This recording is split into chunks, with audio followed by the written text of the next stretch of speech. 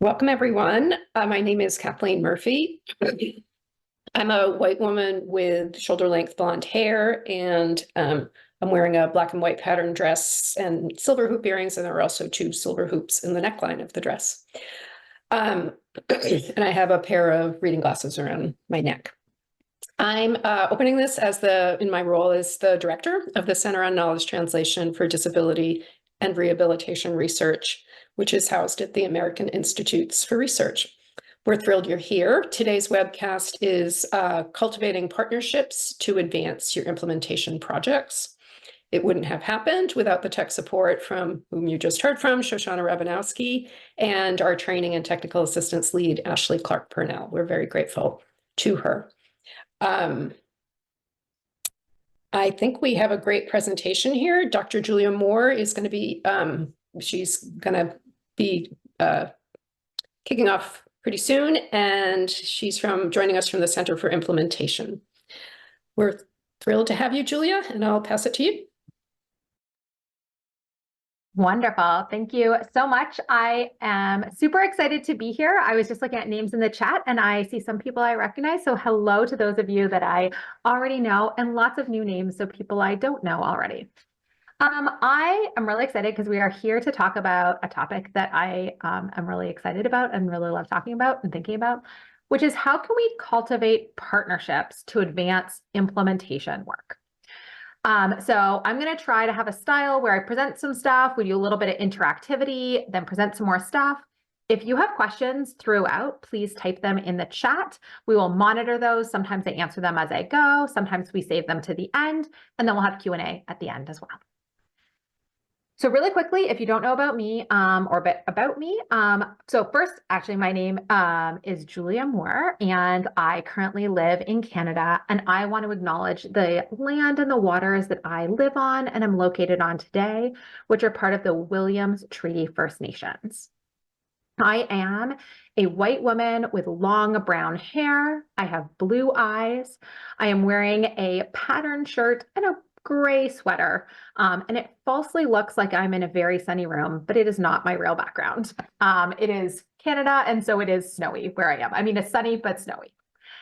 And I am from the Center for Implementation. And what I do and we do is we try to take this thing that is the science of implementation, which I'm sure many of you already know about, and we try to like synthesize it and translate it and make it super, super, super practical and relevant for the people who are on the ground trying to implement things, spread things, scale things to like have an impact in the work that they're doing.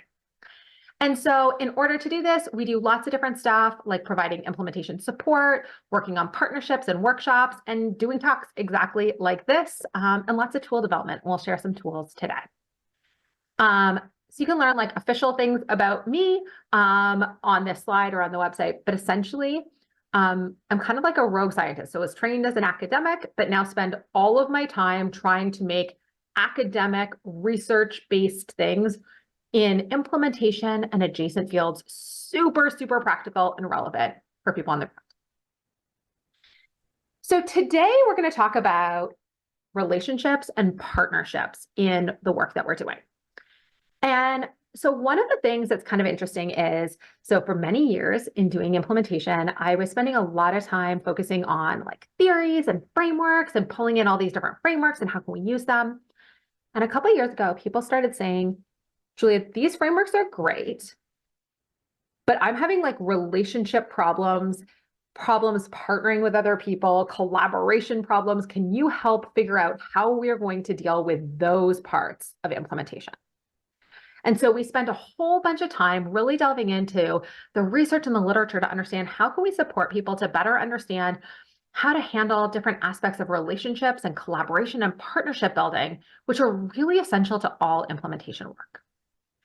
Because at the end of the day, when we are trying to implement anything in the entire world, we need to bring people together and start thinking about how are we working together? So one of the ways we like to kind of organize our thinking around this is to think about the relational pathway. This highlights kind of 5 key things that you're probably already actively doing. And so it's just a way to organize stuff that we're doing. One, we often convene people, like bring people together to do the work of implementation. Two, we're often partnering with people and really defining what are people's roles? How are we working together? Three, we should be thinking about what is the governance? For example, how are decisions made? Four, we can be thinking about how we work together as a team. And depending on the nature of your work, if you are working across multiple organizations or multiple regions or states, you might be thinking about how you can work across a system.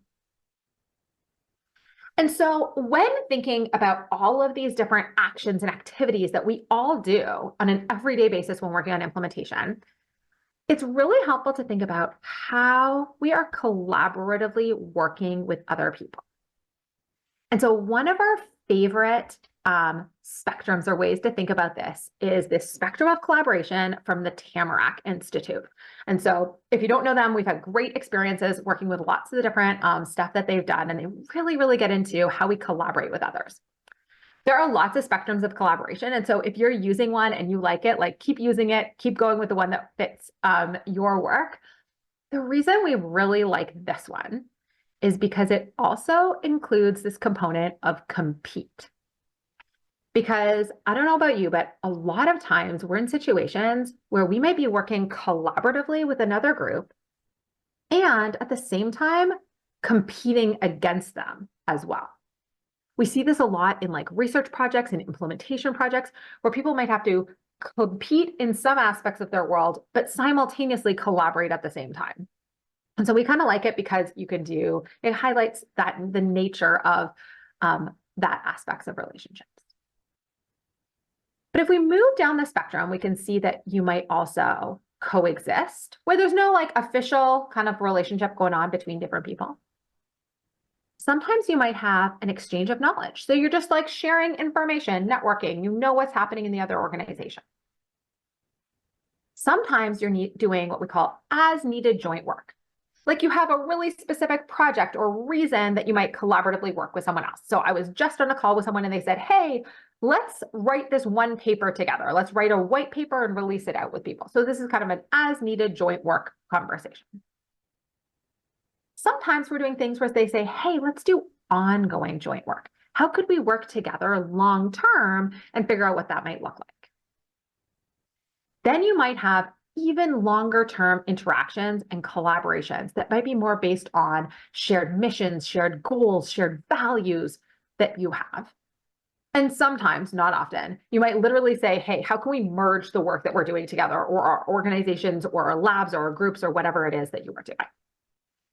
And so I wanted to start here because I think that what I'm going to talk about today is actually relevant no matter where you are on the spectrum, maybe with the exception of coexist, because it's about how in order to do any of these kinds of collaborations, you need to have relationships with people. And so when people started asking us all these questions, we started delving into the science of trust. And what does the science tell us about how to build trusting relationships? So we started looking through the science and pulling together everything we could find. And because we have a tendency to make pathways and visuals, we started out by building this visual that we like to call Cultivate. And it highlights that you kind of have these three phases when thinking about kind of building trusting relationships. First, we want to assess the context, like what's currently happening, what's going on right now before we take any action. Then we really deeply reflect, what is my own contribution to what is going on? And then we want to select actions for ourselves and or for the situation. And all of these are set up so that we can actually build those trusting relationships. So in this first phase, when we're assessing the context, we're thinking about like, okay, well, like what is the thing we're trying to address? What are we trying to do? Like, why are we even showing up to this work? Why are we having this conversation? Why are we thinking about this relationship? And here it's helpful to think about what is the current stage of the relationship? Do you have no relationship at all? Is this brand new? Because you might approach that differently than if you already have a pretty good working relationship. And you might approach that differently than if you have maybe tension that exists in the relationship. either because of actual interactions between you and another organization or community, or maybe historical tensions between you and another organization or community. And then we like to rate that relationship based on trust and power. Once we do those things, then we get into this deeply, deeply reflective phase.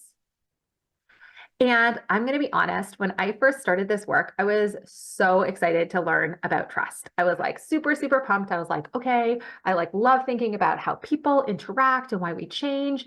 And so trust just felt like a natural extension of that work. But the more we dug into it, the more my colleague Sobia was realizing that trust and power are very, very linked.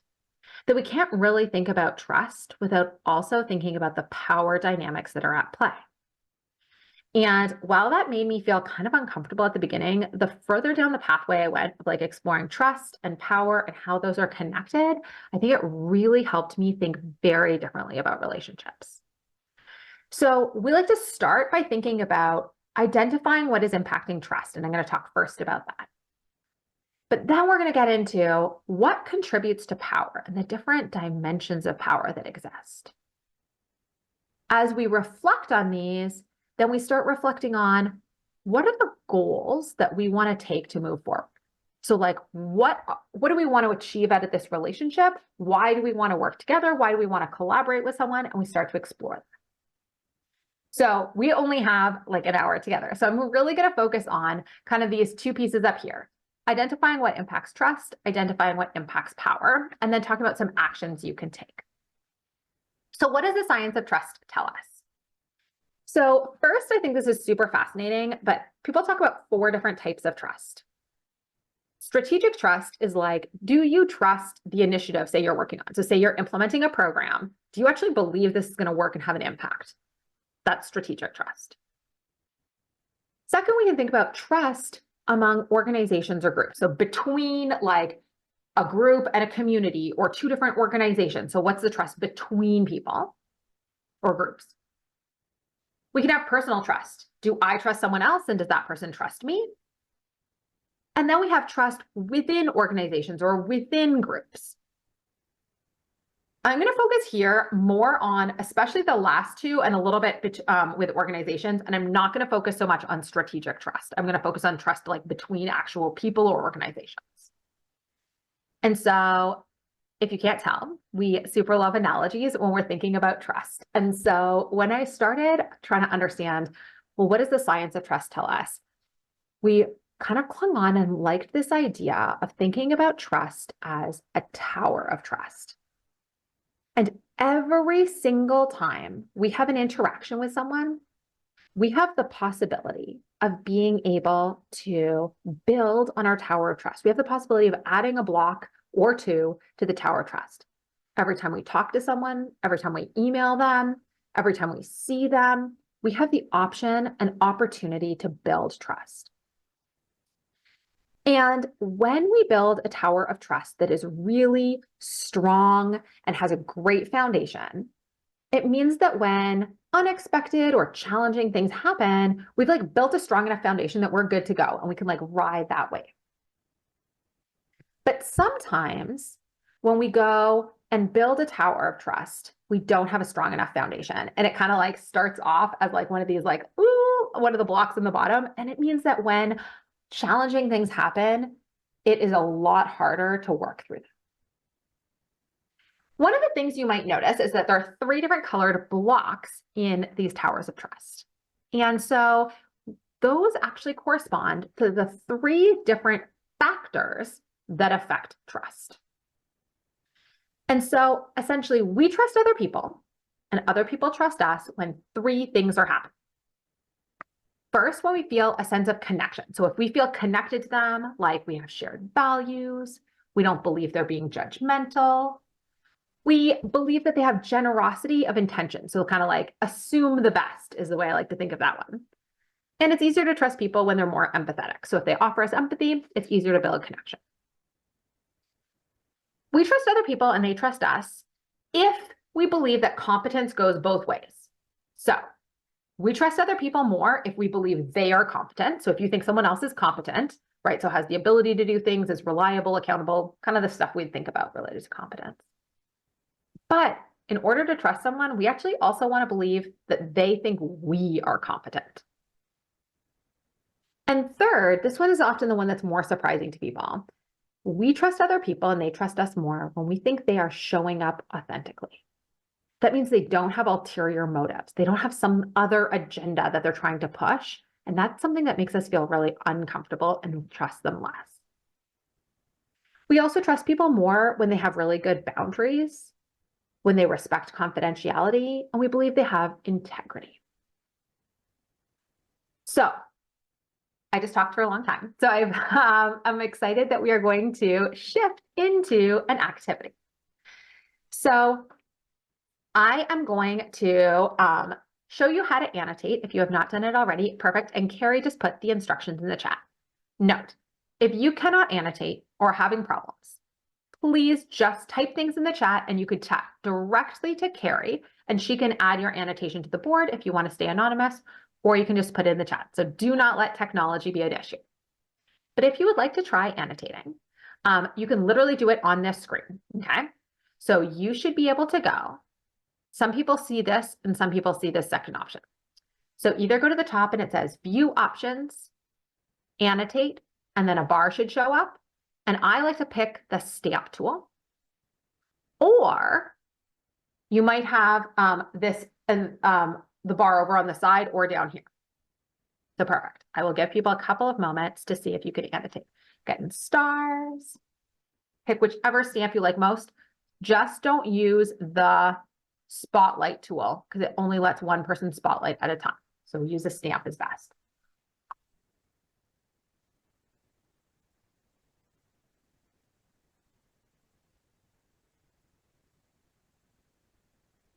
Excellent. And again, if you're having any problems, just message Carrie and she will stamp for you.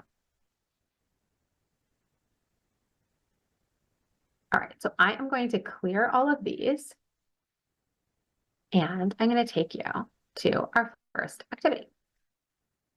So imagine you are at the start of a team meeting and a new collaborator shares her personal story about why she is committed to this work. Do you think this is an example of her trying to show up authentically, build connection, or show that she is competent? And you are welcome to do one or more of them. And as you can see, they all show up anonymously, so no one will know which one you added.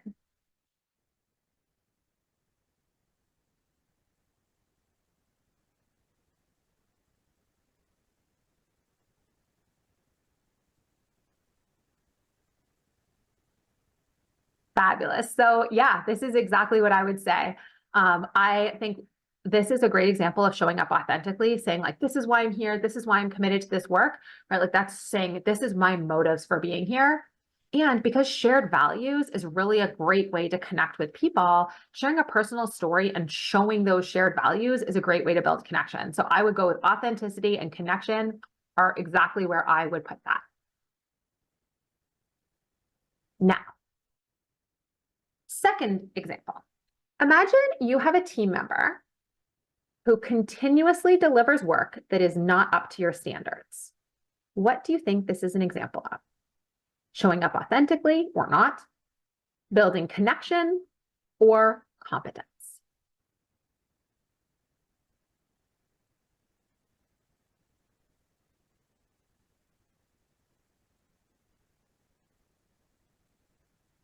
Yeah, so we see lots and lots of things sitting in competence here, and that's exactly where I would put this as well. Where this is an example of someone maybe you don't trust them that much because you don't feel like they are kind of building high quality stuff, and so you question their competence. Now imagine you overhear a conversation between a community partner and a project lead. And the community partner has great relevant questions. And the project lead dismisses their concerns with a judgmental tone of voice.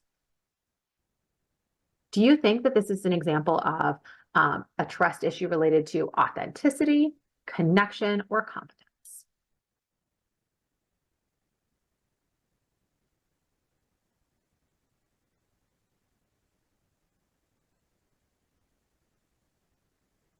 Excellent. So yeah, so the first place I would go is definitely in connection, right?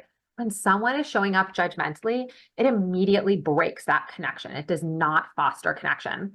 But I've used this example several times, and lots of people highlight how this could also be a competence issue. If someone is that judgmental, especially in the type of work that they're doing, that potentially is a competence issue as well.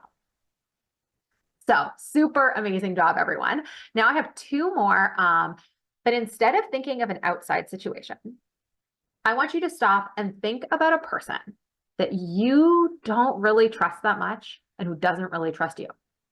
Do not say their name. Don't tell anyone. Don't type it in the chat. But think of someone that you don't really trust and they don't really trust you. What makes it that you don't really trust that person? Is it that you think they're not showing up authentically? Do you have a lack of connection? Or is it not believing that they are competent, or questioning if they think you're competent?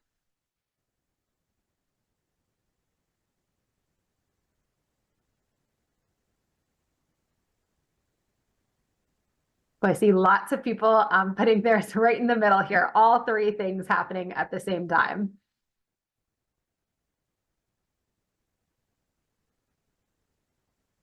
All right, so nicely distributed, and it looks like people could clearly think of some examples. Now think about the same person. Why do you think they don't trust you?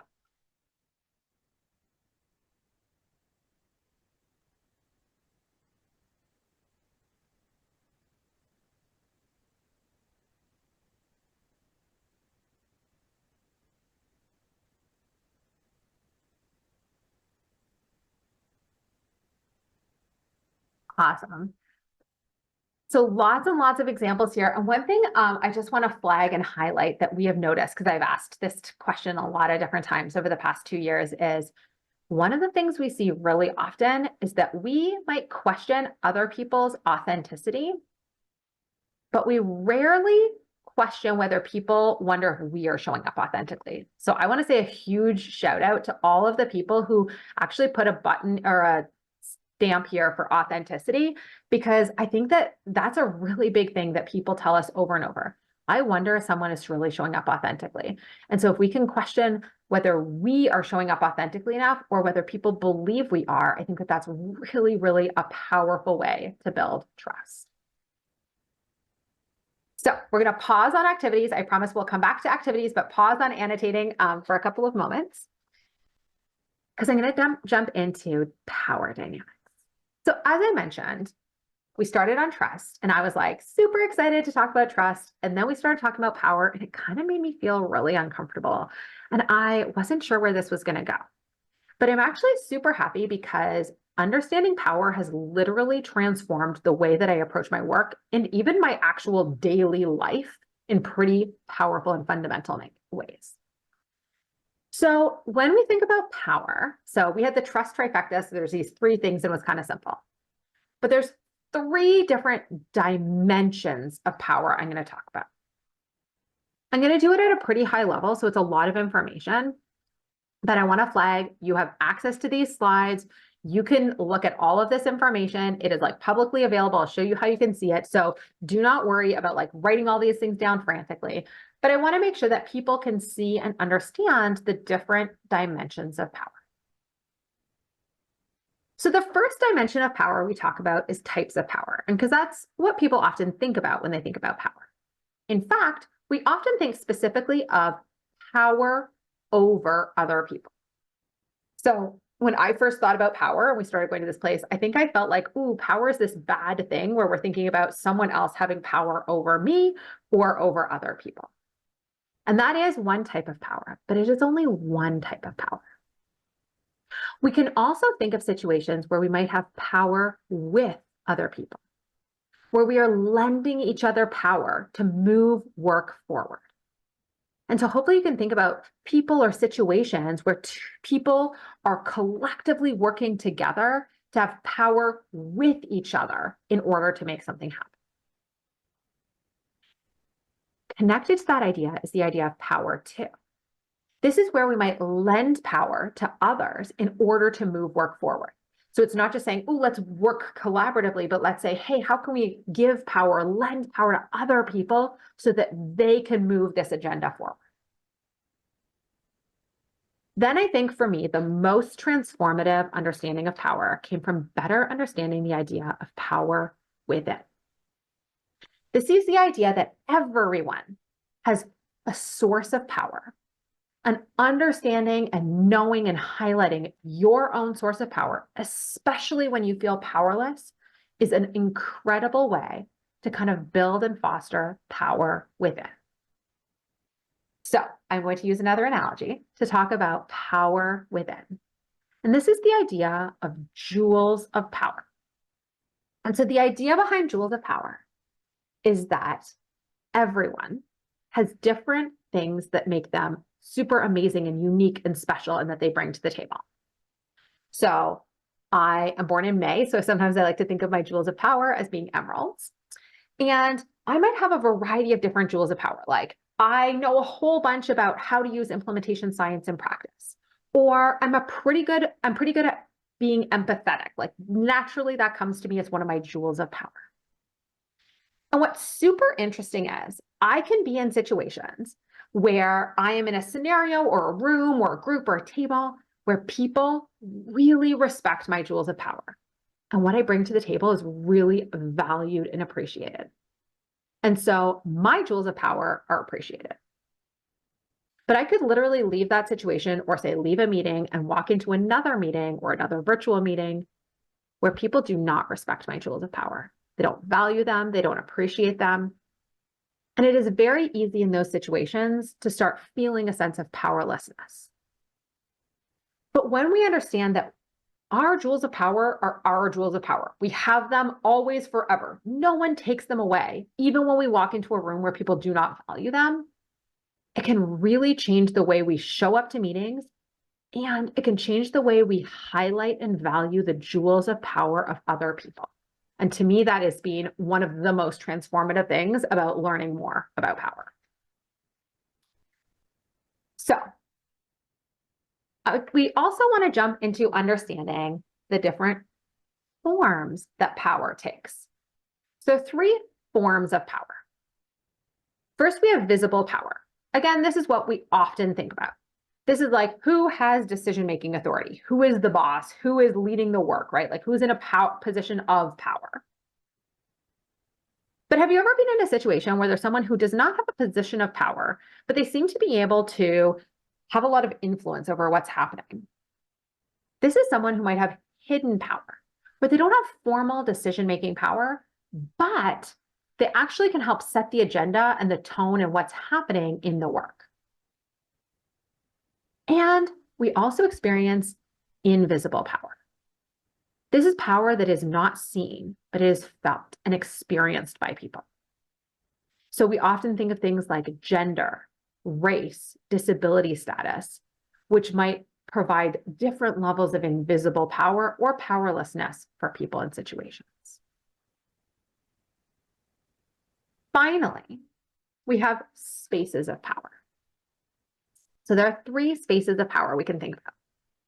Closed spaces, where decisions are not transparent, made by a small group of people. We can have invited spaces, which are much more open, where people are asking for different opinions, sharing power. And so it can be open or invited, kind of like both of those fit in this middle one. And when people feel a sense of powerlessness or feel that their work and is not being valued, sometimes they choose to create a claimed space. So this is a new space where they get to take the work and move it forward in a space that didn't already exist because they feel, for example, like the spaces are too closed. So as promised, we have another little quick activity where I'd like to ask you 2 different questions about power.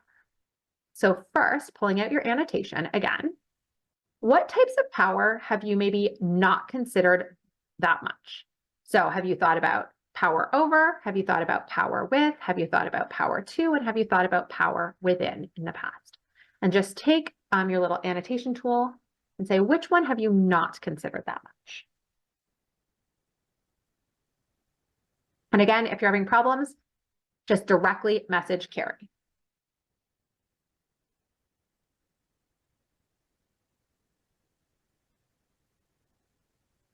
Ooh. So it looks like lots of people on here are very similar to me, where maybe you had thought a bit about power over and power with. Those are the two I had thought of the most before.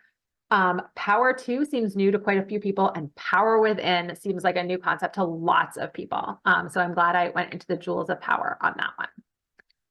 All right, let me clear this and then ask you another question. Which of these types of power have you experienced or seen in the past month? Can you think of examples of any of these in the past month?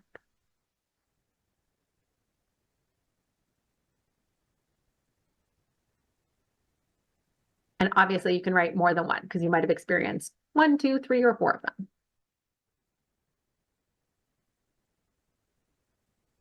So we have things showing up across the board, lots of power over, but a lot of people also saying power with, power to, and power within. So that is wonderful to see. Oh, people are just wrapping up. I'm going to clear this, and then I'm going to talk about the last step in how we take this work and turn it into actions. So remember, we talked about first assessing the context, then reflecting on our own power, own contributions, and then selecting actions. So we went through, I talked about these different pieces that you do to assess the context.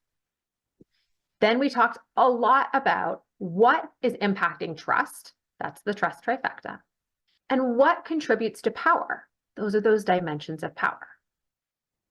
Now I'm going to jump all the way ahead to say, okay, what actions can you actually take to develop an action plan if you are trying to build a trusting relationship and deal with the power dynamics at play? So I am going to screen share this tool that we built based exactly for this. And so in fact, this tool used to live inside of a course, but we recently pulled it out in the month of January and made it free and publicly available so that anyone can use it, because we're hearing that so many people wanted to use it in their work. I'm going to stop sharing that and bring you over here. So this is the Cultivate tool. And so I'm going to scroll down here, click to start. I want to show you how it works. And in the Cultivate tool, you have the option of looking at the actions you might take to build trust and actions you might take to deal with power. I'm going to just show you how it works and give you a couple of examples. And you could go and explore the tool on your own. So imagine you're in a situation and you're like, ooh, I would love to build trust. We were talking about authenticity earlier, but I'm struggling to imagine what authenticity looks like at an organizational level, because I work in an organization and we're trying to collaborate with another organization. So you might click on authenticity. And here you have the option of thinking about actions you might take if you're trying to build trust at an individual level or at an organizational level. So imagine you want to build trust at an organizational level. You might go in here. And it gives you some actions, not an exhaustive list. There are absolutely more things you could do, but some things we have found in the literature that you could use to express authenticity and build authenticity, like cultivating a values-based shared purpose, talking about organizational values out loud, developing confidentiality agreements. So lots of different examples of what you could do at an organizational level to build trust. I'm just going to jump back and give you one more trust example. Imagine you want to build trust and really foster connection with someone else. You're thinking, ooh, the connection, I think, is the thing that would be really helpful. You might say, ooh, I want to do that at an individual level. What are things that I might be able to do that? So you could go, there's a big long list here, and it has lots of things that you're probably already doing. Maybe practicing active listening, acknowledging people's ideas and contributions. One of my favorites is making sure we're using a person's name when communicating orally or in writing, and spelling and or pronouncing it correctly. My colleague's name is Sobia Khan, S-O-B-I-A, and it is misspelled in emails to her in response to emails she has sent on a weekly basis. And every time it happens, I like cringe because I'm like, this person is not building a trusting relationship. It makes me question and judge them. In the same way that when people misspell my name, the same thing happens. And so I think that's just such a beautiful example of a simple thing we can do that actually helps establish connection. And I'm sure if anyone has a name that is misspelled or mispronounced, you know what I'm talking about. From there, you might also say, okay, that's great about trust, but I actually think power is the thing we really want to think about. I'm going to go think about actions related to power. And I'm going to imagine you're like, ooh, we feel powerless. We are interested in building a claimed space. What does that look like? So you might come in here, pick claimed spaces, and here are some actions you might take if the goal is to create a claimed space. And so it talks about some of the different things that you might do. And I also want to flag at the bottom, we've highlighted how trust and power are related. So you might click here and it says, ooh, here's some food for thought. When you're thinking about spaces of power, here are pieces related to trust that might be important. For example, when engaging in different spaces of power, it's really important to show up authentically. So hopefully that was helpful in giving you a bit of an overview and preview of some of the different ways that you can think about trust and power and the actions that you can take. So I'm going to stop sharing that and just highlight. I'm going to leave us lots of time to have questions and discussion. Let me go back to sharing the slides. So just a really quick flag that all of the content I pulled today is from this larger course called Cultivating Trust and Navigating Power. And so it kind of goes in great depth, but you have access to these slides. You can see all of these things, and that tool is free and available for anyone. And this is technically part of our larger certificate program. In fact, there's level 1 that's currently available. And this course and all these pieces are level 2 because it's kind of like advanced knowledge on implementation for people who are interested in kind of like the level that this is at. But we know that trusting relationships is such an important part of building implementation work, building collaborations, building partnerships, that we know that a lot of people are struggling with all of those pieces. So with that, I actually want to open it up to any questions, reflections that people have. And as was mentioned at the beginning, I think that people are allowed to come on video and off mute if they would like. Is that true, Kathleen? I am not sure. Shoshana, is that possible? Yep, that's correct. Okay. Okay, so I'm going to stop sharing because I want to see bigger things. So wonderful. So Rosman has a question. Can you give us an example of how you've used this in an implementation project? Absolutely. Let me give you 2 examples. So someone had reached out to me. In fact, this was part of the inspiration to make this like freely available to someone. And she said, I have just joined a new organization and there are crazy power dynamics at play that I don't totally understand what's happening. Can you I don't totally understand what's happening. And she had already taken the course and had gone through all these things. And I said, well, how about you sit down, map out all the different people or departments that you're thinking about and start thinking about, okay, well, what are the dynamics that are currently at play? What types of trust already exist?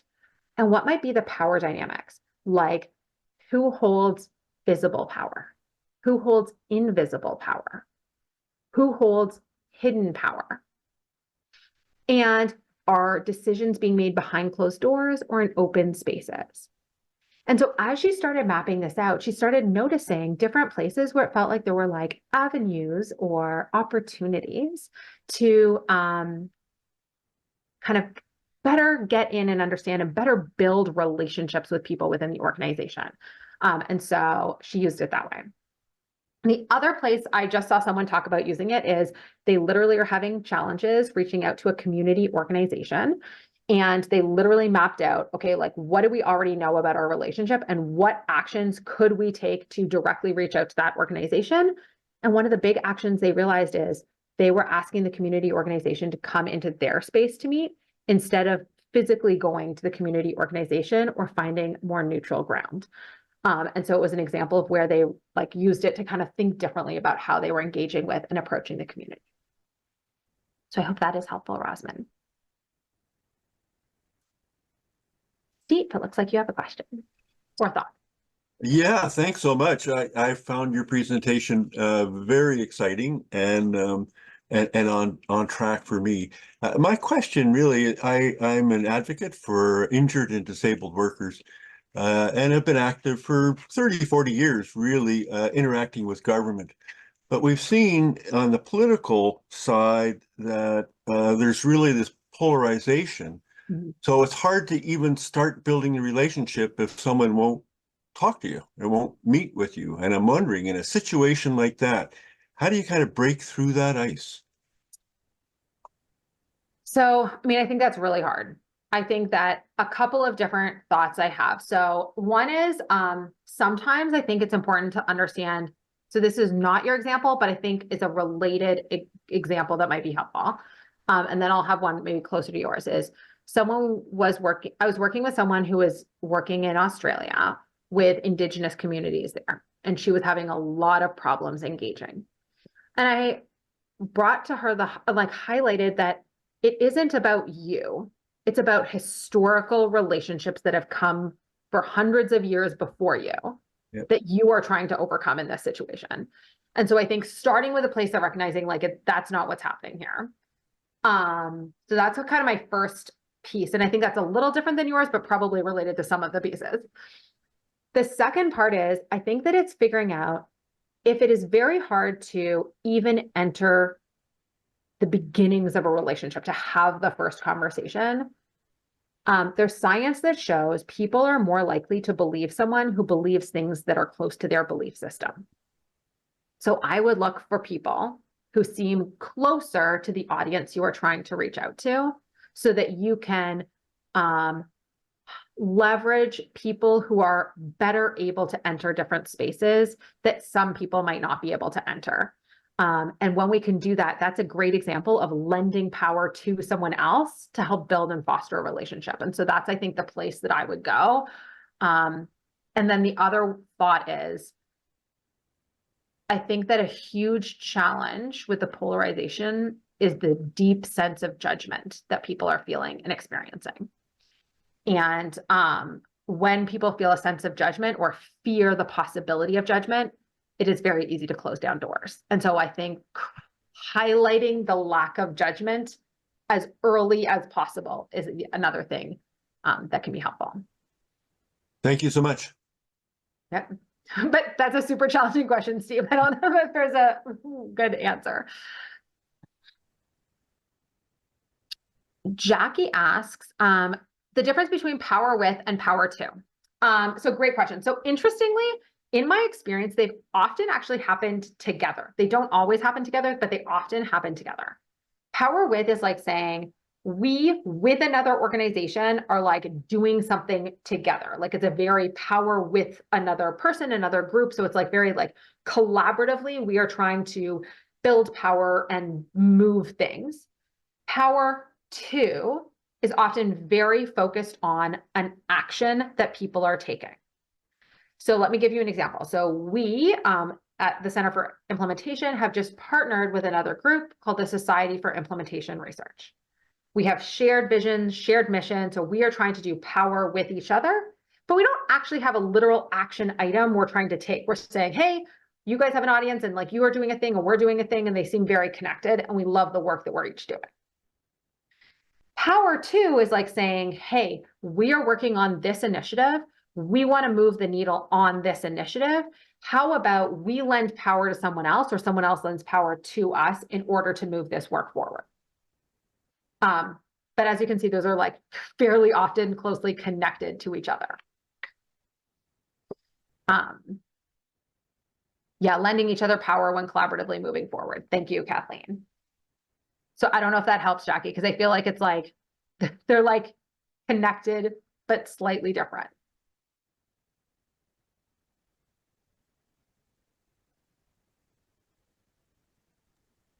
Thanks, Julie. Yeah, and I just wanted to clarify, I was just going back to your presentation and putting in case people didn't quite remember what that was. It's not me defining those terms. Yeah. Yeah, perfect. Thank you. Yeah. Yeah, and exactly, Jackie. They seem close. I think that it's like one of those things where we're trying to pull from the actual literature. And so this is based on research from PowerCube that uses those distinct terms, but in practice, a lot of the things might overlap. especially depending on the nature of the work that you might be doing.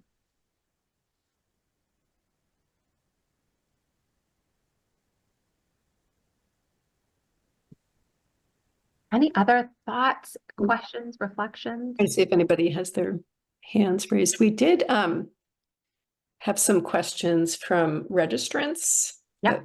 that we could turn to.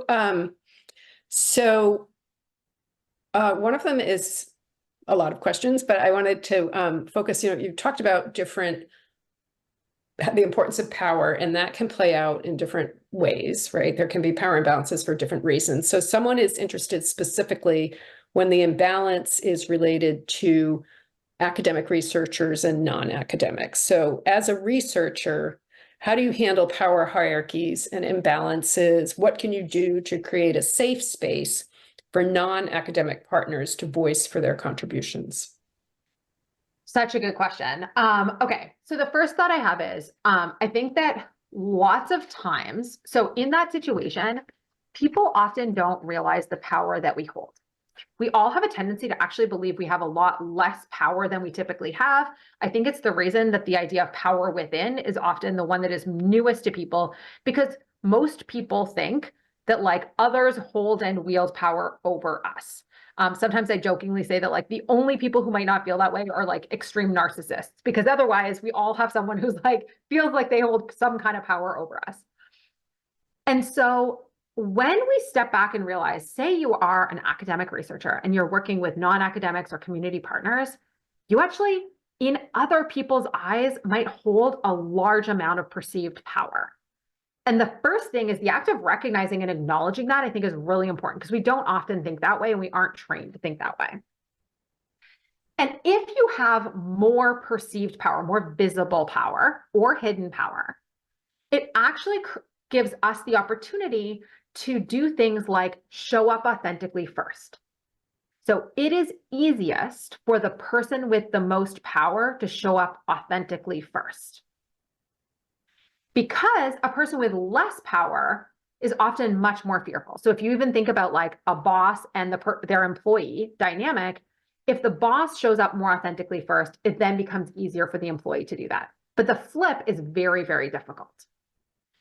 Similarly, showing up and saying, ooh, like, I'm not going to be judgmental, and showing and expressing and doing actions that convey that can be really, really powerful, for example, in that space. The other thing I think that's helpful in building trust in that kind of dynamic is to really understand, well, what is it that might make people hesitant to show up and believe and that other people are to have that trusting relationship? And so I think that that's why we have all of this like deep reflection part before we get to the actions. And I'll admit, like, lots of people just want to jump to the actions, but it's like, you have to do the deep reflection to understand where people are coming from and which things might be challenging for them in trusting people, or in, not being worried that power is going to be wielded over them in a situation. So I think that's really hard, Kathleen, but that's my first thought. Absolutely. Yeah. And so you did a great job of addressing interpersonal power dynamics and interorganizational power dynamics. And Marie Tyler is pointing out that, well, kind of implicit in her question is those organizational ties, are forged by people, right? And so when there are people transitions, which are inherent in organizations and groups, do you have any suggestions about how to anticipate that they might, maybe there is going to be staff turnover early on in relationships and partnerships to promote the sustainability of that trust and relationship at the organizational level? Yeah, so I think that's really important, especially right now where it feels like a lot of organizations are having a lot of transitions. I don't know if everyone's experiencing that, but we've been seeing a lot of that. So I think a couple of things are, one, recognizing we trust people, even if it is interorganizationally at a personal level. Like, that is the reality of how humans interact. So if there is change, then you're going to have to spend time to rebuild that like personal relationship between people. Hopefully the personal relationship has created enough of an organizational or interorganizational relationship that becomes easier because like the groundwork is there, right? Like if you think of the Tower of Trust, like there's this foundational piece of like, ooh, this organization typically isn't going to do terrible things. So probably the new person they're hiring isn't going to be terrible either. But I think that really explicitly building that out and making time and doing actions that help build that. My colleague Sobia has this great example of people working in schools where someone wouldn't let her. She was in a school district. She was trying to get into the school, but she was at the district level. And the school literally was like, no, no, no, no, no. And one day they had an event and they said, sure, fine, show up to the event. But like, we're doing the event. We won't talk to you, but like, you can come if you want. And she came and shredded chicken for tacos for the entire afternoon. Just sat there shredding chicken, helping serve shredded chicken to people. And the next day they emailed her and said, okay, fine, now we're ready to talk. Because they wanted to know she was genuinely going to like show up bi-directionally here. And so I think that it's like building time and factoring that in, which we often don't do sometimes in our work. But I guess I'm also wondering, what do you see as the pros and cons, particularly if we're talking about an interorganizational relationship, of having formal like memoranda of understanding or written down meeting norms? Do you think that that helps to build trust, or does it come across as too formal and confining? That's a great question. So I actually feel like it really depends. We were just talking with a group where we're like, yep, we think we want to build like a memorandum and like have this formally written up because it is like an official partnership and we want to write that up and make sure that everyone understands, especially as you have transitions. But I think sometimes that does not seem appropriate given the nature of the relationship. So I think it's really dependent on the nature of the relationship and the nature of the organizations and like often the bureaucracy is involved in those and stuff like that. So I think it depends. But if you think about whether or not something like that will foster trust or erode trust, I think that that's what's really helpful. And is it the group with more power that is asking for that, or the group with less power? Because I think if the group with less power asks for that, then the answer is definitely yes.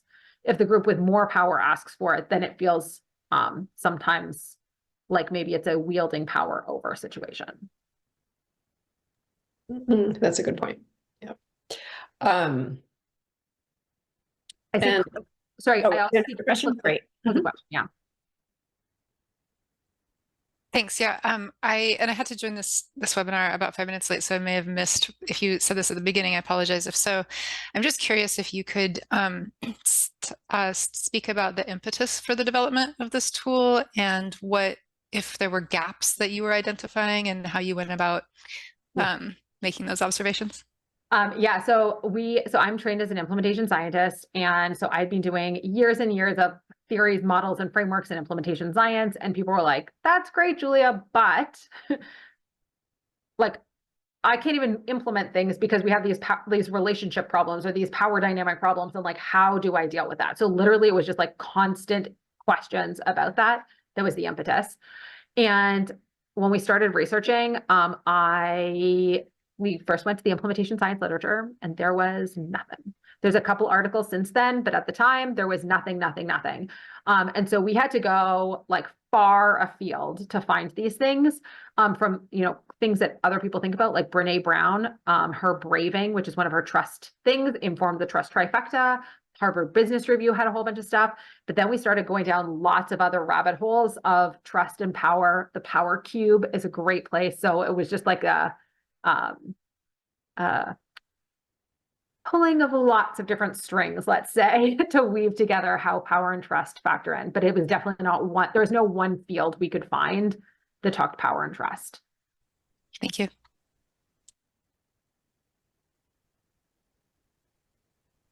Julia, do you see I'm trying to see if there's any hands raised. Does anyone else? Okay. I was wondering if you could talk more about how we're thinking about power here, right? Because what I'm hearing is the importance of roles and individual characteristics. And did you think about and choose not to tie this tool more to, theories like about intersectionality and social structures, more collective identities? say akin to when you were talking about the Native American, not the Native Americans, the indigenous people in Australia? Or do you find this just a more productive? So can you repeat? Everyone, you Process. froze for a moment. Sorry, Kathleen, can you repeat? You froze for a moment for me. And so I want to make sure I Oh, got I'm so sorry. Okay. We only have a few minutes left and this is a giant question, but I'm wondering if in what ways you tie the tool to broader social structures that Mm, give power. that's a good question. So our audience, the people we talk to most of the time are people who I would say, like, we like to think of like live in the middle. They're like almost never the people at the top who hold a lot of power, classic traditional power, and they are rarely the people feeling right at the bottom. They're often feeling like in the middle, right? Whether that is researchers, whether those are like middle managers, whether those are like change agents, like whatever they are. And so our focus was not on thinking about the larger structures that they're living in, but more like, how can we support people who often feel stuck in the middle to think differently about trust and power, given this kind of like stuck in the middle-ness of their roles that they often feel. And because we are topic agnostic and country agnostic, right? Like, because we have people from around the world.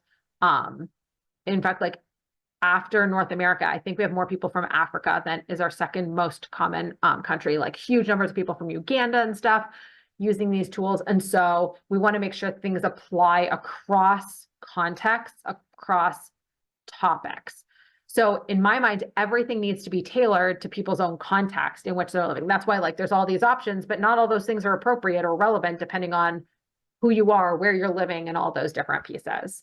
That makes sense. Yeah, you can definitely map your Yeah. tool to things that people tie, like in with discussions of intersectionality and diversity, equity.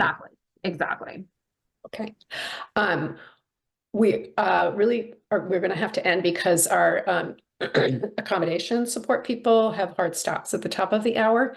And I just want to say thank you, Julie. It's really fascinating, really interesting, and has such broad application to, I think, a lot of people's work and lives, whether or not they're involved in an implementation project. Awesome. Well, thank you so much for having me. Super exciting to meet all of you. Thank you everyone for your engagement today. And thanks to our funder, NIDLR, the National Institute on Disability, Independent Living, and Rehabilitation Research. Have great afternoons, everyone.